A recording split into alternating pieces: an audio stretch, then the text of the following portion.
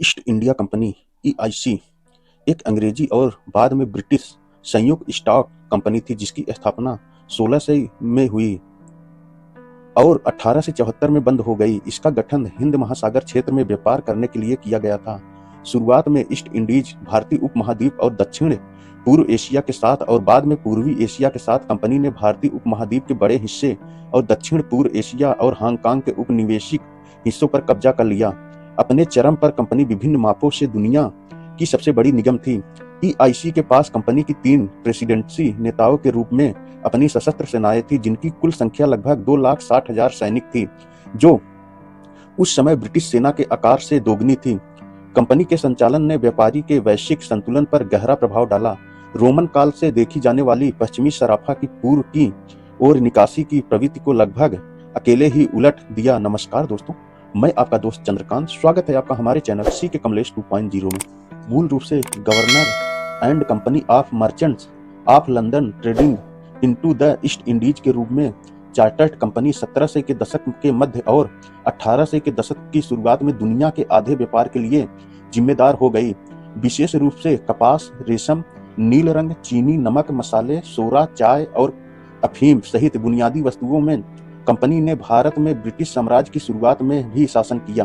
Company अंततः भारत के बड़े क्षेत्रों पर शासन करने लगी, सैन्य शक्ति का प्रयोग किया और प्रशासनिक कार्यों को संभालना।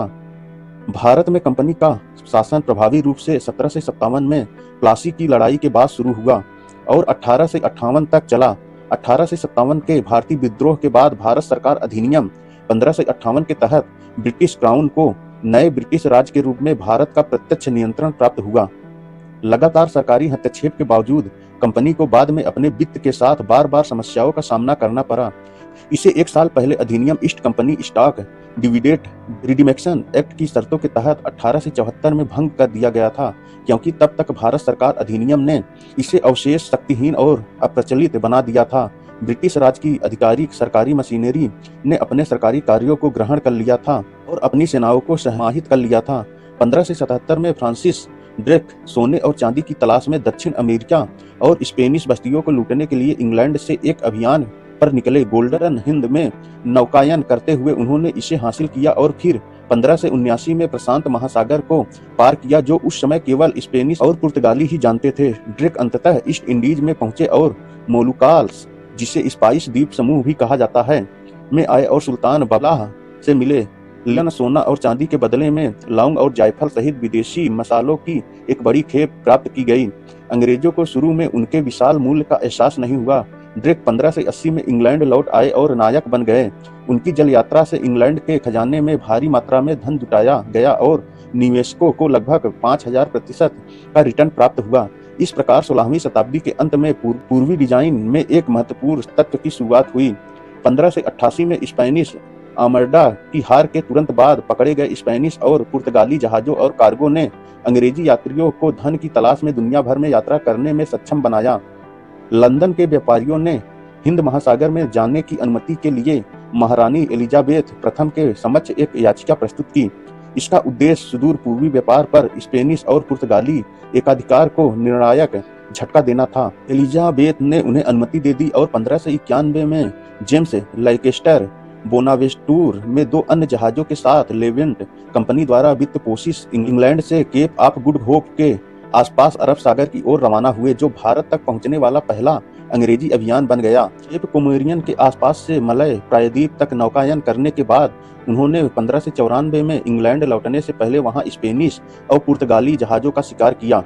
अंग्रेजी व्यापार को बढ़ावा देने वाला सबसे बड़ा पुरस्कार 13 अगस्त 1592 को फ्लोर्स की लड़ाई में सर वाल्टर रैले और अर्ल ऑफ कबरलैंड द्वारा एक बड़े पुर्तगाली कैरिक माद्रे डी डेस की जब्ती थी। जब उसे डार्टमाउथ में लाया गया तो वह इंग्लैंड में अब तक देखा गया सबसे बड़ा जहाज था और वह गहने, मोती, सोना, चांदी के सिक्के, एम्बरग्रीस, कपड़ा, टेपेस्ट्री, काली मिर्च, लौंग, दालचीनी, जायफल, बेजामीन एवं अत्यधिक सुगंधित बाल्समिक से भरे बक्से ले गया था। इत्र और दवाओं के लिए इस्तेमाल किया जाने वाला लाल रंग कोचिनियल और अबनुश जहाज का रटर भी उतना ही मूल्यवान था, जिसमें चीन, भारत और जापान व्यापार मार्गों पर महत्वपूर्ण जानकारी थी।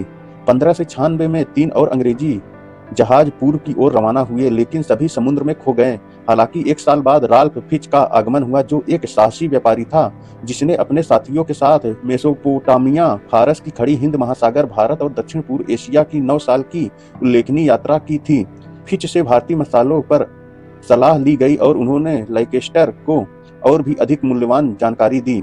1599 में प्रमुख व्यापारियों और खोजकर्ताओं का एक समूह एक शाही चार्टर के तहत संभावित ईस्ट इंडीज उद्यम पर चर्चा करने के लिए मिला। फिर और लाइकेस्टर के अलावा समूह में लंदन के तत्कालीन लॉर्ड मेयर स्टीफन सोमे शामिल थे। थॉमस स्मिथ थे लंदन के एक शक्तिशाली राजनेता और प्रशासक जिन्होंने लेवंत कंपनी की स्थापना की थी। रिचर्ड अल्क्यूलिट लेखक और अमेरिका के ब्रिटिश उपनिवेशीकरण के पक्षधर और कई अन्य समुद्री यात्री जिन्होंने ड्रेक और रेल के साथ सेवा की थी। 22 सितंबर को समूह ने अपना इरादा बताया, ईस्ट इंडीज कंपनी की काल्पनिक यात्रा में उद्यम करना और स्वयं 30,133 यूरो का निवेश करना था। 2 दिन बाद एडवेंचरर्स फिर से एकजुट हुए और परियोजना के समर्थन के लिए रानी के पास आवेदन करने का संकल्प लिया। हालांकि उनका पहला प्रयास पूरी तरह सफल नहीं रहा, फिर भी उन्होंने जारी रखने के लिए रानी की अनौपचारिक स्वीकृति मांगी। उन्होंने उद्यम के लिए जहाज खरीदे और अपना निवेश बढ़ाकर 68,373 यूरो कर दिया। 1 साल बाद 31 दिसंबर 1600 को वे फिर से बुलाए गए और इस बार वे सफल हुए। महारानी ने चार्ज अर्ल ऑफ कवरलैंड और 218 अन्य लोग, जिनमें जेम्स लाइकेस्टर, sir John Hurt, sir John स्पेसस, सासी एडवर्ड माइकलबोर्न की याचिका पर अनुकूल प्रतिक्रिया दी। राइस विलियम्स कैवेंडिश और अन्य एल्डरमैन और नागरिक, उन्होंने ईस्ट इंडीज में व्यापार करने वाले लंदन के गवर्नर एवं कंपनी ऑफ मर्चेंट नाम के उनके निगम को अपना चार्टर प्रदान किया। 15 वर्षों की अवधि के लिए चार्टर ने कंपनी को केप ऑफ गुड होप के पूर्व और मैगलन जलडमरू मध्य के पश्चिम के सभी देशों के साथ अंग्रेजी व्यापार पर एकाधिकार प्रदान किया। कंपनी से लाइसेंस के बिना वहां मौजूद किसी भी व्यापारी को अपने जहाजों और माल को जब्त करने के साथ साथ शाही खुशी के लिए कारावास की सजा भी दी जा सकती थी। चार्टर में थॉमस स्मिथ को प्रथम गवर्नर शामिल किया गया। कंपनी के और 24 निदेशक या समितियां, जिन्होंने निदेशक मंडल का गठन किया। बदले में उन्होंने मालिकों के एक न्यायालय को सूचना दी जिसने उन्हें नियुक्त किया। 10 समितियों ने निदेशक न्यायालय को रिपोर्ट दी। परंपरा के अनुसार लीडेनहाल स्ट्रीट में ईस्ट इंडिया हाउस में जाने से पहले कारोबार शुरू में लैंग्स हेड इन में किया जाता था। सर जेम्स लाइकेस्टर ने 1601 में रेड ड्रैगन पर सवार होकर ईस्ट इंडिया कंपनी की पायन करते समय कैलेस्टर ने 1200 टन के समृद्ध पुर्तगाली कैरिक साउथहोम को काली मिर्च और मसालों के साथ ले लिया। लूट से प्राप्त माल ने यात्रियों को 2 कारखाने स्थापित करने में सक्षम बनाया, एक जावा के बैटम में और दूसरा जाने से पहले मोलुकास स्पाइस द्वीप में। एलिजाबेथ की मृत्यु के बारे में जानने के लिए वे 1603 में इंग्लैंड लौट आए, लेकिन यात्रा की सफलता के कारण लाइकेस्टर को नए राजा जेम्स प्रथम द्वारा नाइट की उपाधि दी गई। इस समय तक स्पेन के साथ युद्ध समाप्त हो चुका था, लेकिन कंपनी ने लाभप्रद रूप से स्पेनिश पुर्तगाली एकाधिकार का उल्लंघन कर लिया था। अंग्रेजों के लिए नए क्षितिज खुले। मार्च 1604 में सर हेनरी डिलटन ने कंपनी की दूसरी यात्रा की कामना संभाली। दूसरी यात्रा के दौरान कैप्टन जनरल विलियम किलिंग ने कैप्टन विलियम हॉकिंस के नेतृत्व में हेक्टर और कैप्टन डेविड डिलटन के नेतृत्व में कंसेंट के साथ 1607 से 1610 तक रेड ड्रैगन पर तीसरी यात्रा का नेतृत्व किया।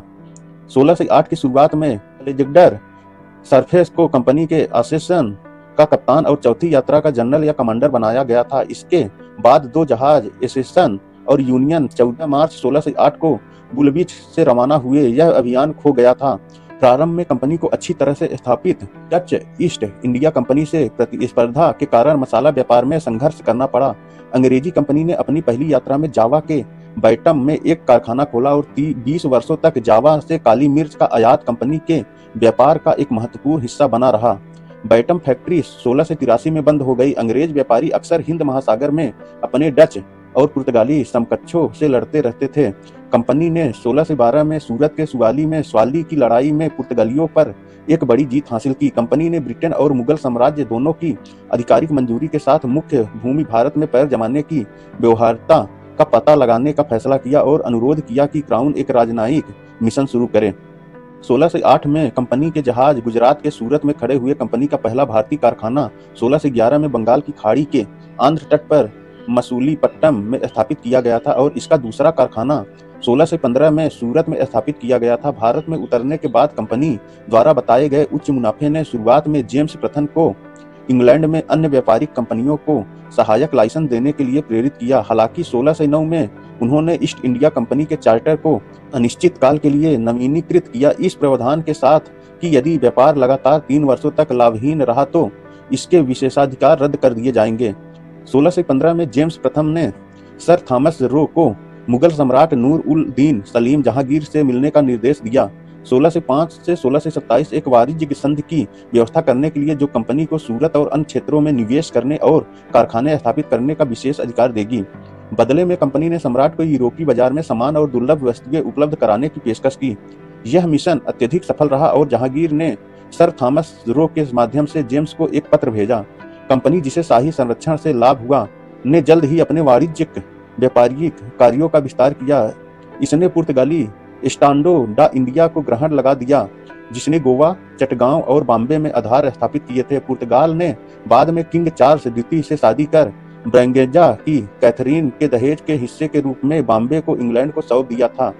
ईस्ट इंडिया कंपनी ने चीन के तट पर पुर्तगाली और स्पेनिश जहाजों पर Dutch United east India company के साथ एक संयुक्त हमला भी शुरू किया, जिससे चीन में ईआईसी बंदरगाहों को सुरक्षित करने में मदद मिली। मुख्य रूप से फारस की खाड़ी के रेजिडेंसी में पुर्तगालियों पर स्वतंत्र रूप से हमला किया गया। राजनीतिक कारणों से कंपनी ने सूरत और मद्रास में व्यापारिक चौकियां स्थापित की। 16 से 47 तक कंपनी के पास भारत में कारखाने और बस्तियां 23 थे और 90 कर्मचारी। 16 से 68 में क्राउन ने बम्बई को कंपनी को सौंप दिया और कंपनी ने 16 से 90 में कलकत्ता में अपनी उपस्थिति स्थापित की। प्रमुख कारखाने बंगाल में फोर्ट विलियम, मद्रास में फोर्ट सेंट जॉर्ज और बॉम्बे में कैसल के 4 दीवारी वाले किले बन गए। 16 से 34 में मुगल सम्राट शाहजहां ने बंगाल क्षेत्र में अंग्रेजी व्यापारियों के लिए अपना आतिथ्य बढ़ाया और 17 से 17 में बंगाल में अंग्रेजों के लिए सीमा शुल्क पूरी तरह से माफ कर दिया गया।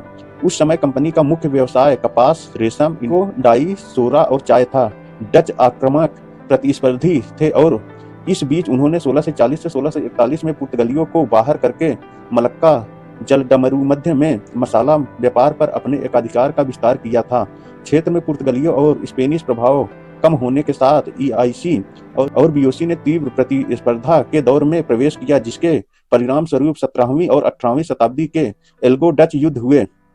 17वीं शताब्दी के पहले 2 दशकों के भीतर डच ईस्ट इंडिया कंपनी या बीओसी 50,000 के साथ दुनिया का सबसे धनी वाणिज्य परिचालन था। दुनिया भर में कर्मचारी और 200 का निजी वेड़ा जहाजों ने मसाला व्यापार में विशेषज्ञता हासिल की और अपने शेयर धारकों को 40% वार्षिक लाभांश दिया। ब्रिटिश ईस्ट इंडिया कंपनी 17वीं और 18वीं शताब्दी के दौरान स्पाइस द्वीप समूह के मसालों को लेकर डच और फ्रेंच के साथ कड़ी प्रतिस्पर्धा में थी। उस समय कुछ मसाले केवल इन द्वीपों पर ही पाए जाते थे, जैसे जायफल और लौंग, और वे एक यात्रा से 400% तक का मुनाफा कमा सकते थे। डच और British east Indies trading company के बीच तनाव इतना अधिक था कि यह कम से कम 4 एंग्लो डच युद्धों में बदल गया, जो इस प्रकार है: 1652 से 1654 तक, 16 से 65 से 16 से 67 तक, 16 से 72 से 16 से 74 तक और 16 से 80 से 16 से 84 तक।